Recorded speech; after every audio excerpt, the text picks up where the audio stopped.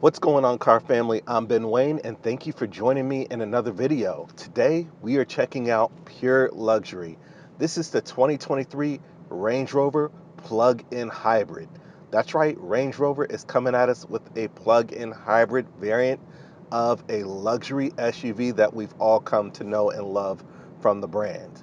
So first off, let's talk numbers. We have a 3-liter, 6-cylinder power plant combined with an electric motor, giving us all-wheel drive with an output of 434 horsepower and over 400 pound-feet of torque. That's connected to an 8-speed automatic transmission. So let's go ahead and get into the hybrid bits and talk about the range, right? So on full electric, you're looking at 50 miles. That is more than enough for anybody who has a daily commute to and from work, because you are working if you own one of these. Now, for just combustion only, you're looking at about 21 miles per gallon. So again, 50 miles pure electric range or 21 miles per gallon on pure combustion with just that 3-liter 6-cylinder. Now, of course, if you do a hybrid, which is a combination of the two, you're going to get great range and great fuel economy. So that's what Range Rover is delivering.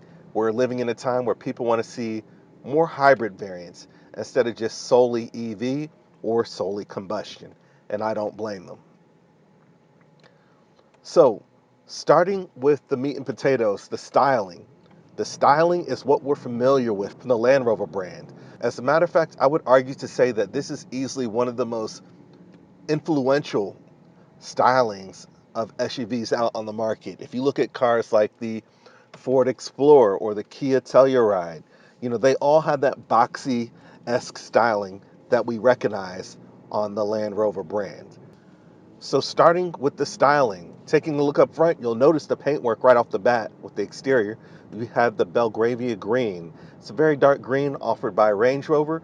Looks great with the blackout package, which this vehicle does have. So the grille up front is blacked out and the lower front fascia is blacked out as well. Now, of course, we have LED headlamps, LED daytime running lamps. No surprise there. This is a luxury vehicle. So what you're getting is traditional Range Rover styling on this body here, but everything has just been smoothed out a little bit. The edges aren't as sharp as what we know, right? Kind of like what Mercedes-Benz did with their G-Class. They took that same equation, that same design language, and just smoothened it out a little bit. That's what you're seeing here on the Range Rover as well, and it gives it a nice modern appeal from every angle, and we'll cover that a little bit more. Now, underneath the hood, again, I mentioned we do have a 3-liter 6-cylinder power plant in combination with an electric motor giving us all-wheel drive. Now, that EV component really takes the luxury to another level because you're getting that smooth, quiet, refined ride that Range Rovers are known for. As a matter of fact, the ride in here is so smooth, it reminds me of the Rolls-Royce Cullinan. And I can say that in full confidence. I've driven them both.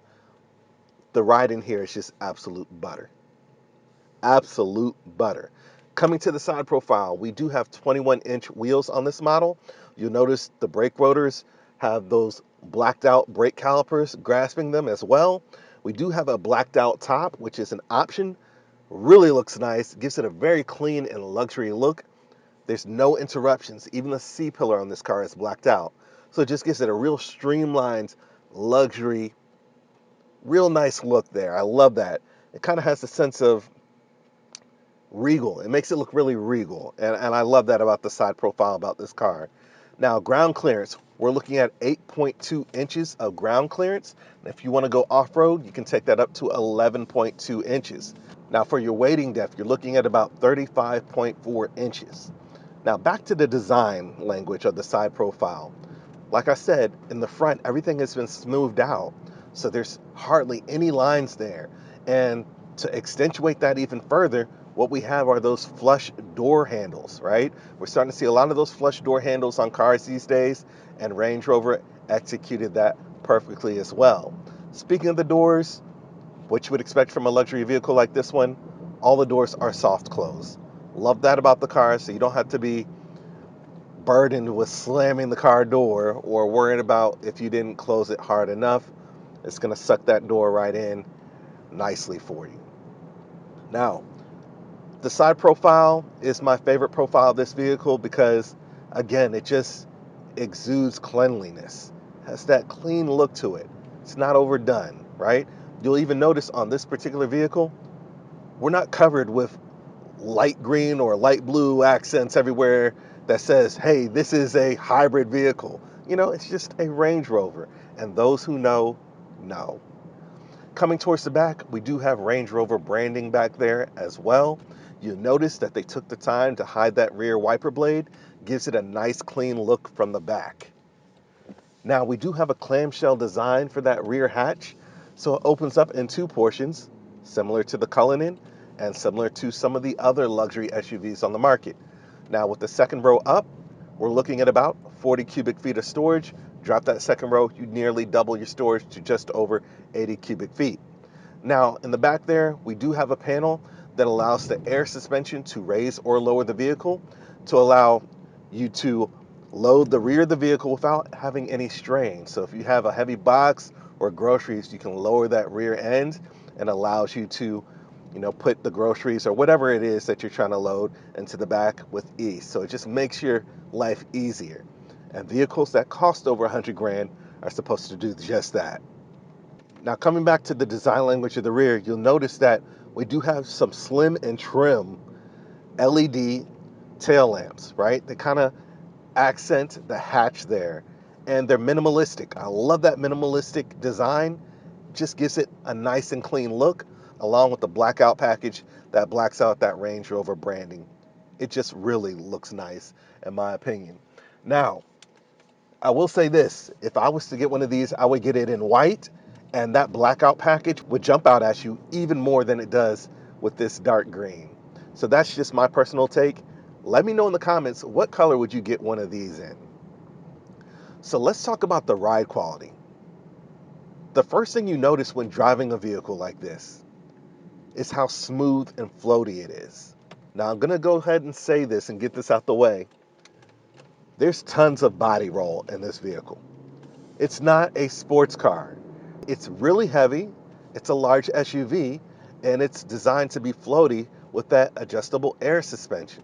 I love the way it's able to just absorb the bumps and pockets and surface imperfections and the road. It is truly something that just makes you feel like you're wafting along. And that's what reminds me so much of the Rolls-Royce Cullinan when it comes to driving this. And I know that vehicle is in a different price bracket. I've seen some up to as much as 400,000. This is a $125,000 SUV, and I'm getting those Rolls-Royce Cullinan vibes here because of that silky smooth air suspension and the ride quality. Another thing I noticed is how quiet it is in this vehicle. That's because you have all that sound insulation, but you also have active noise canceling in the headrest. So that's going to help reduce whatever noises that are coming in from outside into the cabin and give you a peaceful environment when you're cruising along. This would be an astounding vehicle to take a road trip in. I mean, really, I wish I had a reason to drive somewhere far just so I could take this car, because it's just that relaxing to me. That ride quality, easily 10 out of 10. Now let's talk about the interior a little bit. It's loaded with tech, just absolutely dripping with it. But the first thing I want to mention is this leather in this vehicle? Absolutely not. This is done in a textile option, right? For those who want that vegan leather or, a non-leather alternative, but still looks nice, you might want to take a look at this. Now, it feels almost like a really, really soft grit sandpaper. It's extremely comfortable. It feels durable. How it holds up over the years, only time can tell that. I can't give you an honest review on that.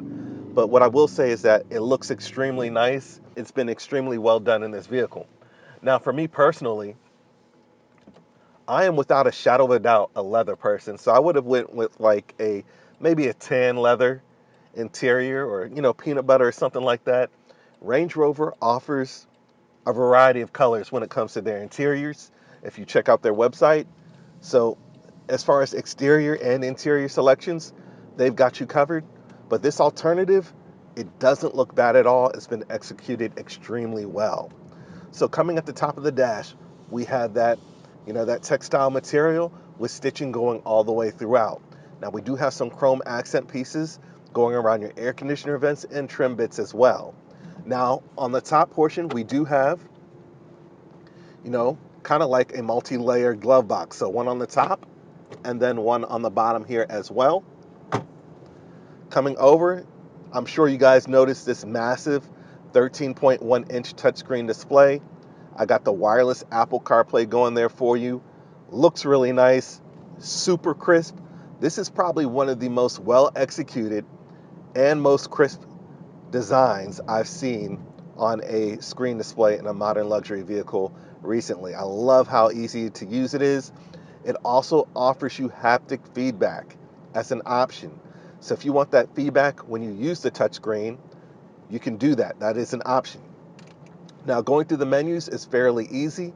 As you can see, I have my cooled seat on as well, and we have heated seats, 3 levels of each, and it's just fairly easy to use. Now if I go to the massage option, my favorite massage is the wave massage. It is absolutely incredible. Like, it's really getting in there for me. So the seat comfortability, off the charts. Just the massage feature alone, I don't think there's been a time I've driven this vehicle without the massage seats on. That's how good it is. Of course, you have all other types of options and settings for the vehicle, as well as you would expect. Screen brightness adjustment and all that stuff. It's easy to use. Slight learning curve if you're used to another type of system. But what I'm saying is, it's not one of those systems that are impossible or finicky, or something that's just absolutely annoying, right? You can see right there how crisp the camera system is there. You have a surround view camera system, and it's just high definition, right? They didn't give you a nice design and cheap out on the cameras. This looks actually really nice, and you guys are seeing it firsthand in motion. It is silky smooth. I'm actually really impressed by that. Now behind the steering wheel, I have a thin film transistor display here, which gives me all the information I need, and it is just as crisp as this display system here. We'll take that off, go back to Apple CarPlay. So it's easy to navigate while in motion. Coming lower, we do have controls for your air conditioner system, which can also be controlled using the touchscreen. So you have two options here. Multiple ways of being able to control different aspects of the vehicle is always a plus. So if I want to use the touchscreen to adjust my air conditioner, I can do that. If I want to use the buttons here, I can do that as well. Now I will note that these rotary dials here have a dual functionality. Pull, and you can adjust your fan speed, right? Push back in, and you can adjust the temperature of the air coming out. Let me reduce that fan speed so it doesn't go into the microphone. Coming further back, we have wireless charging, we have storage, we even have a refrigerator underneath the center console. You have 2 levels of cooling there. So you can stick a drink in there if you would like. Let me go ahead and see if my water bottle will fit in there. And just that easy, I'm gonna have chilled water after I'm done reviewing this vehicle. And then of course, you have that textile material, again, feels really nice. Now coming over to the steering wheel, of course, it is heated. You have aluminum paddles to control that transmission if you want. I like just cruising. We also have a nice head-up display system in this vehicle as well. Now, if that's not enough, we do have a rear camera system for that rear view mirror. And if you don't like that, you can go back to traditional just at the flip of a switch. I like that wide view there, that wide view angle. I've been cruising around all week using that, and it's just lovely. Now, this one does have a Meridian sound system, which sounds fairly nice. It's not one of the best sound systems, but it sounds good. It's not as good as that optional sound system in the Escalade, but it sounds nice. Now, coming over to the door panels, it's covered in that, that textile material with the stitching going across. We do have silver accents for your buttons for all 4 windows, and you have your seat controls. The seat controls, I don't mind them being here. Some people actually like them being on the bottom of the seat, but the seats are so wide and plush, there really isn't enough space to put those buttons on the door panel to control the seats on the bottom of the seat. So that's good placement there. The unlock and lock buttons seem to be just a little bit far forward for my liking, but once you get used to it, it's no longer a factor. And of course, we have silver door handles and storage on the bottom of the doors. Now, let's talk about rear seating. Rear seating, you're looking at over 40 inches of legroom back there. And there's also a chauffeur mode where this passenger side seat will go up and the rear seat will recline and you can just enjoy the ride. Now, of course, the rear seats are heated and there's an option to have them cooled as well. Now, what's trick about the rear seats is the center console. You press a button and it comes down nice and slowly, and there's a remote in the center console back there that allows you to have controls to access like the blinds on either side, or the massive panoramic roof, the air conditioning system, different seat controls and adjustments. That's all there in a touchscreen pad embedded in the center console. Now, there's also a button to have cup holders. You press a button on that tablet, the center console portion extends out even more, and you have two cup holders there. Now, I will say, me personally, I would have some concerns around stuff like that breaking. It just seems like the cup holders could have been designed in a way where it's spring loaded. You don't really need that to be electronic. That's just my personal view, my personal take on things, right? But obviously, if you have one of these, you would have the money to fix it if that did break. So seating in the rear is comfortable. Of course, you have USB ports everywhere. You have your air conditioning system, your vents on the roof, and in the center console as well. So you're going to stay cool and comfortable back there. So overall, when it comes to this vehicle, it's very hard to find something not to love other than the fact that it has a six-figure price tag. But the ride quality alone, I can see why people love these things. Just the presence it has. It's truly a vehicle that is handsome from every angle, especially with the modernized theme that Range Rover is doing on this design that's been around for decades. This thing is a head turner by anyone's standards. And then that meshed well with the design of the interior and all the technology that's dripping from the interior.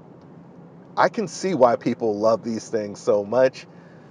Before I tested this vehicle, I thought, I knew what a Range Rover was. I understood it was a luxury vehicle, but didn't really quite understand the hype around them. And now I do.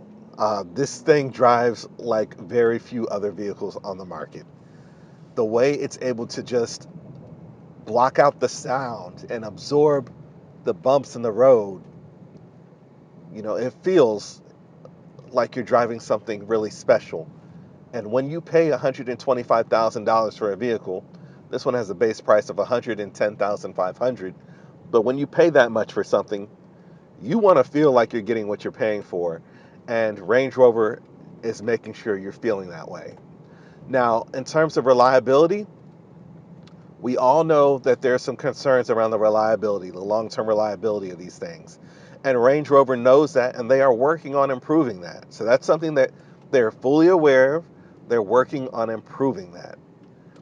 But again, a lot of people who buy these, they're just leasing them. Lease them for a couple years. You have the option to buy out, or they love them so much they lease them, and when that lease runs out, they go ahead and get a new one. And I understand why they do that. I mean, the options for this thing are just endless. You can have a leather headliner. The options just go on and on and on. I mean, even the SV version, the price tag, could double, but the luxury you're getting is just insane. Oh, almost forgot. So we do have a 38.2 kilowatt hour battery, which is a fairly large battery for a hybrid vehicle. But what sets this apart is that this is a hybrid vehicle that offers you DC fast charging. And there's not a lot of that on the market yet in terms of a hybrid vehicle. So you're able to go from about 20 to 80% in less than an hour in terms of fast charging. So range anxiety, if you want to do just electric, you have 50 miles of range and it doesn't take you long to charge. You can drive this daily. There's some people who like to charge all the time and they probably won't use the combustion at all or seldom use the combustion. option in this vehicle. So that is something worth mentioning. But overall, this is an excellent handling vehicle. I love the luxury I'm getting inside this vehicle. It just feels great. Let me know what you guys think about this one in the comment section. Please be sure to like, share, and subscribe to my YouTube channel. And until next time, I'm Ben Wayne, the automotive reviewer that YouTube deserves. I'll catch you guys in the next one.